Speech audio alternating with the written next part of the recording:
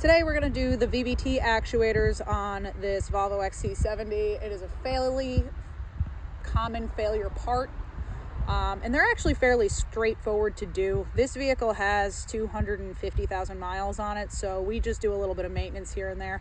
I've been getting the P0027 code for the exhaust cam actuator here, but since I'm already in here, I might as well just change them out. This car hasn't had proper oil change maintenance done in a while, and unfortunately that actually causes these to fail often. So we already did our exhaust. We're going to get ready to take off this intake one and swap that out real quick, and then I'll show you guys what the actual failure of these parts is. Now while we do this, all you're really going to need is the T27 to take those two bolts off of the timing cover, and then you're also going to need an 8mm socket. If you're not used to working on cars, as you can see, like there's barely any force that I'm putting behind these to pop these bolts loose. I would highly suggest making sure that you're using a tool to measure the torque when you tighten them back down, because if not, you can definitely end up stripping the cylinder head out. It is considered a aluminum head, so keep that in mind.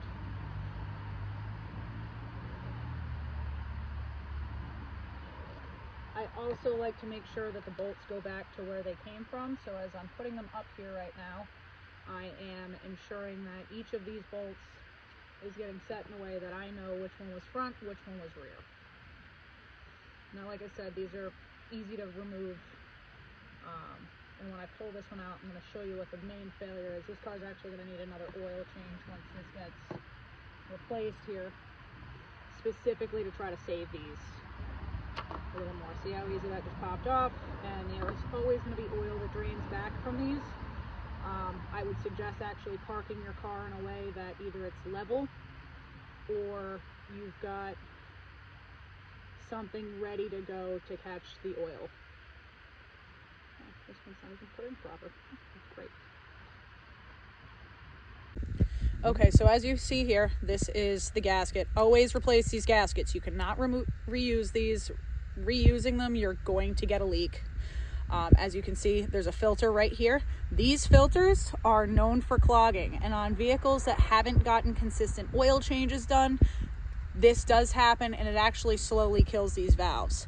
As you can see here on this valve, the body itself is full of buildup and debris. And again, this is why oil changes are really important, and you should be keeping up on them, because parts like this will fail prematurely due to the lack of oiling or debris buildup, as you can see here. We're going to gently pull that gasket up. Usually you can feel around for it and get an idea, but right here, there's a little pocket.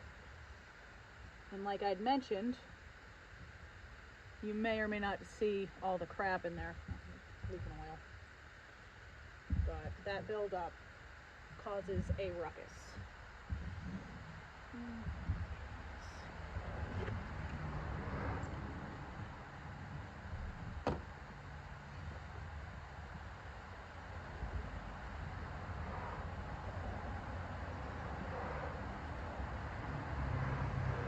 You're going to always clean these up with a rag, but just like anything else, handy dandy razor blade, don't go at it at an angle. Make sure that you're straight up and down. That's going to clean it the best that it can without putting any kind of marks in this surface, because if you have marks in this gasket seating surface, what'll end up happening is you're going to end up having leaks.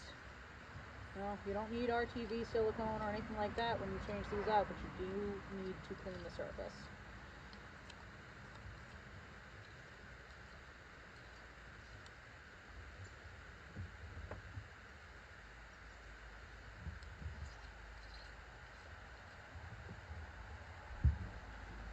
Now, to really make sure that it's nice and clean before we put that new gasket on there, we have a little bit of brake clean. Just wipe around here. We're going to clean up our mess below as well.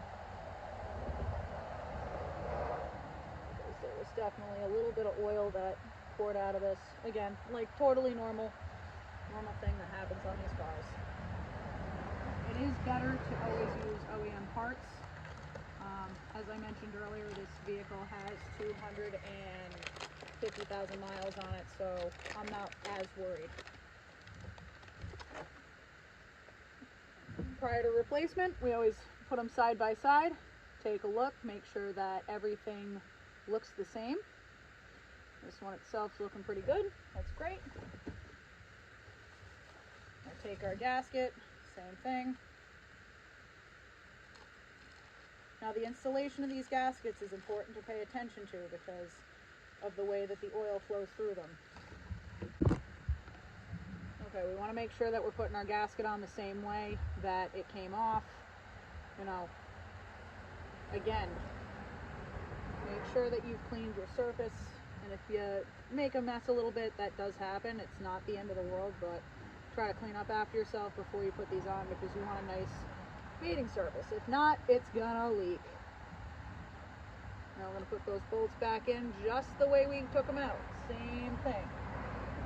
The only difference is when we tighten these down, we're gonna go in an X pattern, so that way we're tightening them down in a way that makes this surface seat as flat as possible.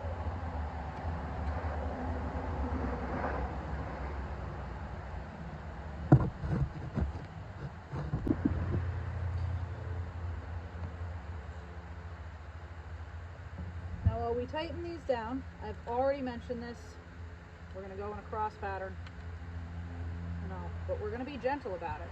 Remember, when we took this out, it wasn't very tight.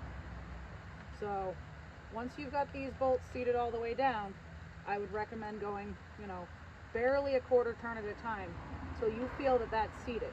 And you can usually get a good idea if you don't have, some kind of a torque wrench to double check and make sure that this is seating the way it should.